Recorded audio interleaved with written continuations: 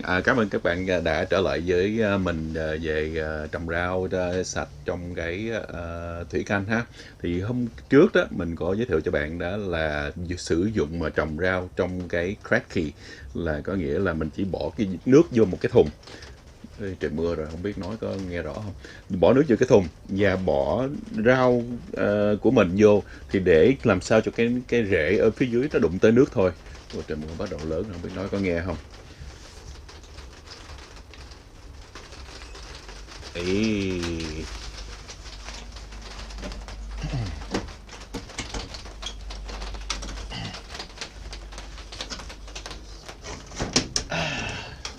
mình để cho cái cà chua nó đừng có rủ xuống.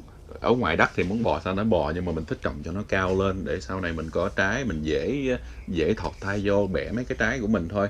Thì trong đây mình cuột trên dây này, các bạn có thấy này ha. Đó, mình cuột sợi dây đây, đó mình cuột mình treo lên đây. Đó. Thì khi mà cái cây cà chua nó lớn quá đó thì mình sẽ thay đổi, mình có những cái móc này nè. Những cái móc hay là những cái dây gì đó mà các bạn thấy có thể được kéo cái dây nó thẳng lên đó, thì sử dụng cho nó thẳng. Đây mình cầm 1, 2, 3, 4 sợi dây. Đó. Mà khi mà cái dây khi mà cái cà chua mà nó lớn nữa đó, mình muốn kéo cho nó cao đó thì mình thắt cái rút ở đây nè, mình chỉ rút lên thôi cho nó tiện, chứ mỗi lần khi nó lớn cái mình tháo ra rồi mình cuột lại mệt lắm, mình chỉ rút vô cái này, rút lên vậy đó. Hôm nay thì mình muốn chia sẻ với các bạn là cà chua. Lý do tại sao nhiều người hỏi là cà chua tại sao ở nhà anh nhiều trái, nhà tôi ít trái rồi này kia đó. Cà chua đó, tại vì cái cà chua, cái bông cà chua đó, cái cà chua nó là cái loại, vừa loại đực vừa loại cái.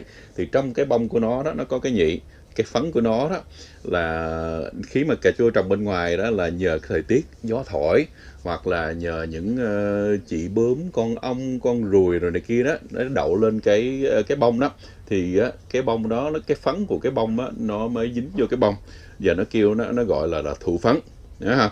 Thì không phải là con ong nó biết để nó làm cho cây cà chua nó có trái, nhưng mà tại vì ở trong cái phấn, cái nhị của cái bông đó, nó đụng với nhau, thì khi mà nó hòa hợp với nhau đó thì nó mới phát triển thành trái cà chua. Thì hôm nay mình muốn chia sẻ đơn giản là vì mình trồng ở trong cái nhà kính này đó, thì mình thiếu thốn là những cái như là gió nè, thời tiết, khí hậu để nó thổi bên ngoài đó, hoặc là không có ong, không có bướm thì làm sao mình có trái. Thì phần đông nó cà chua, tại vì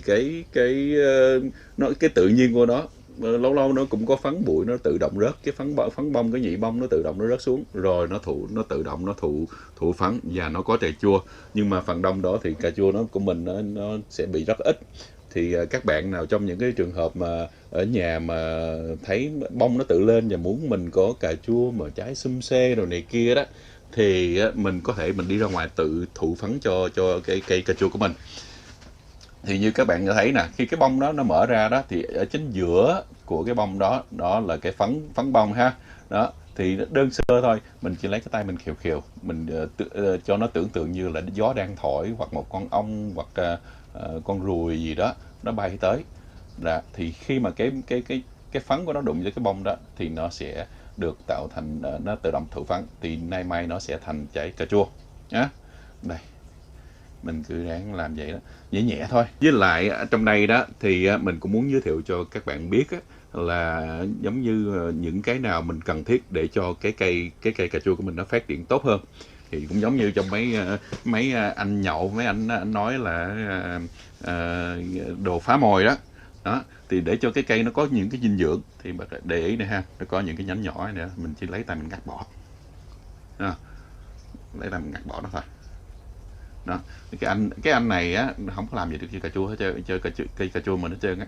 Thì mình cứ ngắt bỏ nó để cho nó phát triển cà chua của mình tốt hơn. Còn nếu mà thấy cái lá nào mà vàng vàng đó thì cứ ngắt bỏ luôn.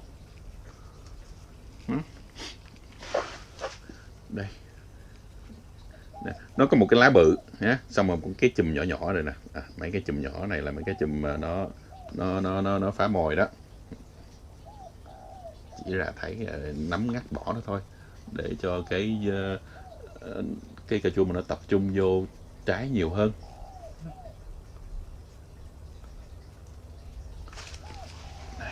Cũng nhiều lắm, nhưng mà làm từ từ.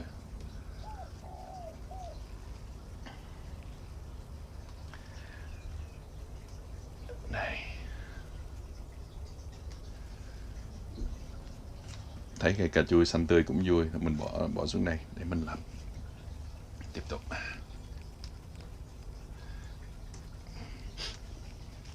Đó. Đó. Đó, thì hy vọng hôm nay mình chia sẻ với các bạn cách để cho nó thụ phấn, tiếng Anh kêu là pollinating. Thì thụ phấn này mình tự làm, mình tự giúp cho cây cà chua mình để nhiều trái hơn, chứ để cho nó trồng mà có vài ba trái cũng buồn. Và nếu bạn thấy mà mấy cái video của mình đó, hoặc muốn theo dõi những cái video mới sau này của mình đó, và thấy là nó có hữu ích đó, thì ủng hộ mình, chia sẻ cái clip của mình và ủng hộ mình, và nhấn cái subscribe ở phía dưới để ủng hộ mình ha. Cảm ơn bạn. Mỗi cái bông đó là vừa được vừa cái.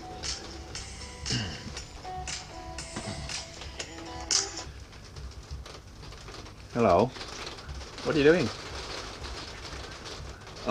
Nói chuyện sao, anh đang quay đi video. Nó có cái phấn bông rồi đó, khi mà nó đây là